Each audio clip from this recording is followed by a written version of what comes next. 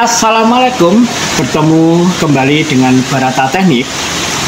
Kali ini saya kedatangan nasabah kerjaan kulkas yang punya keluhan, kata yang punya rumah tidak dingin, tetapi sudah dibawa ke teknisi-teknisi lain. Dia menyatakan, seorang teknisi, kata si pemiliknya, kompresornya rusak, harus ganti kompresor dengan harga bla bla bla bla. Kemudian dia antar barang tersebut ke bengkel saya, Barata Teknik, dan kami teknisi elektronik sesama-sama teknisi juga harus berusaha untuk memastikan apa benar kulkas tersebut kompresor atau bukan. Mari kita eksekusi. Untuk kulkas tersebut dipastikan nameplate-nya dulu. Nah, pada kulkas ada nameplate tertulis tegangan 220, 50 Hz, 70 Hz dengan ampere 0,6.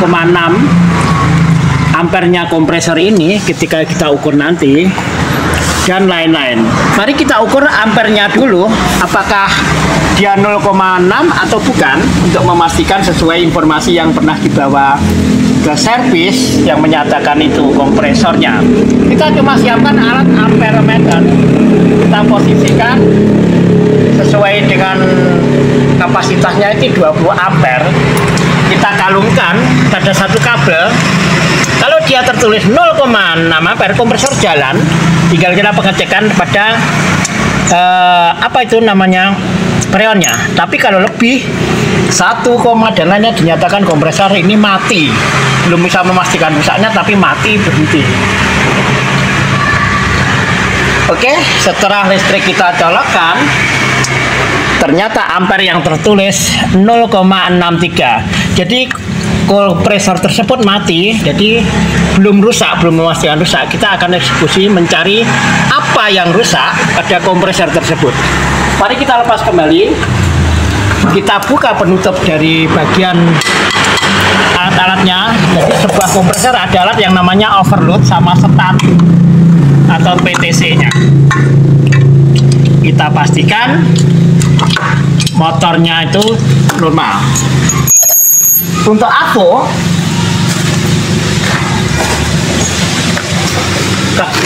avometer untuk memastikan apakah gulungan di dalam kompresor tersebut masih tersambung atau tidak. Kita pakai 1 kali ohm dengan posisi, atau terserah selera bagi teknisi lain atau pemula itu yang mana. Kita arahkan satu pen, mau merah mau hitam itu sama saja, tidak perlu takut terbalik. Satu untuk yang atas bentuknya ini. Nah, kita colokkan. Kalau avometer itu bergerak, kita lihat, nah, ini masih sambung, tapi belum bisa memastikan ini kompresor rusak atau tidak. Untuk yang satunya lagi, untuk starternya, ini juga gerak, coba lihat. Nah, ini masih tersambung. Kita belum bisa memastikan, tapi kalau dilihat dari hambatan yang terkandung dalam avometer, dia masih belum short. Mungkin kompresor macet atau alat-alatnya lain yang terputus. Oke, kita akan melakukan pengecekan alat atau penggantian alat dulu sebelum kita pastikan kompresor tersebut rusak atau tidak. Kita ganti yang namanya starter, atau kita tes dulu. Ini overload. Ini adalah sebuah fuse untuk membatasi kapasitas daripada kompresor tersebut. Oke, nah ini tersambung. Berarti dinyatakan untuk overload atau fuse-nya, pembatas ampere, apabila terjadi kerusakan dia putus, dia masih normal. Oke, tinggal kita pastikan alat tersebut. Kita coba ganti-ganti bekas atau apa. Kita ganti bekas. Di dalam overload ini tersimpan hambatan beberapa ohm. Nanti kita bahas di konten berikutnya. Yang penting kita pastikan bergerak. Oke. Nah, kalau ini starter untuk menyetar, itu masuk pertama dia harus hidup. Kita ganti dia hidup, ampere bisa menunjukkan paling tidak 0,5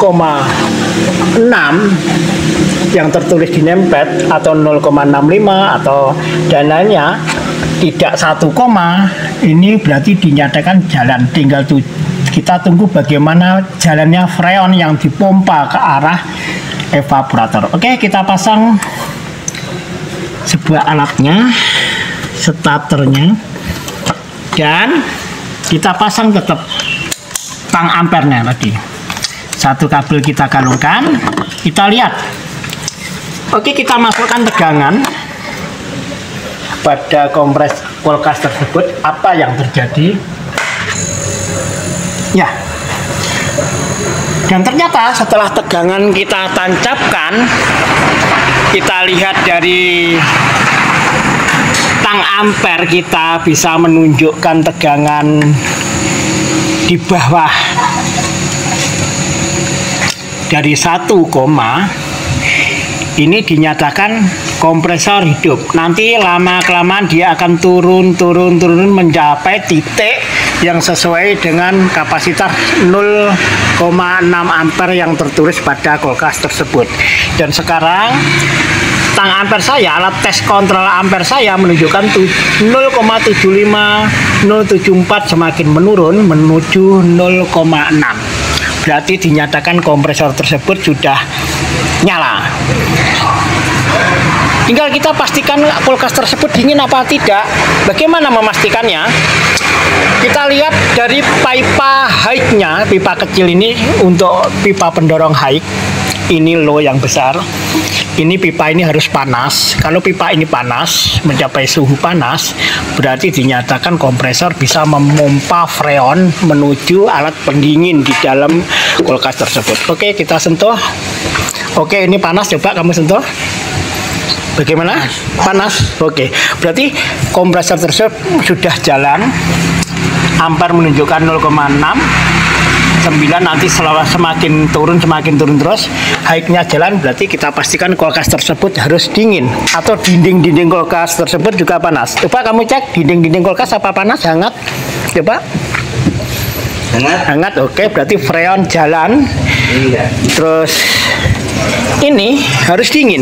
Oke, ini dingin. Coba kamu cek. Oke, gimana? Dingin. Oke, kulkas tersebut ternyata sudah bisa hidup dan dingin lagi. Apa yang dinyatakan seorang teknisi yang kemarin dinyatakan kompresor rusak, ternyata untuk kita cek ternyata bukan kompresornya. Dan hanya sampai sekian saja tutorial untuk penanganan sebuah kulkas satu pintu tidak dingin karena mocet kerusakan pada starternya. Setelah kita pastikan dia bisa jalan dan dingin, ampernya stabil, kita bisa menutup kembali kompresor tersebut.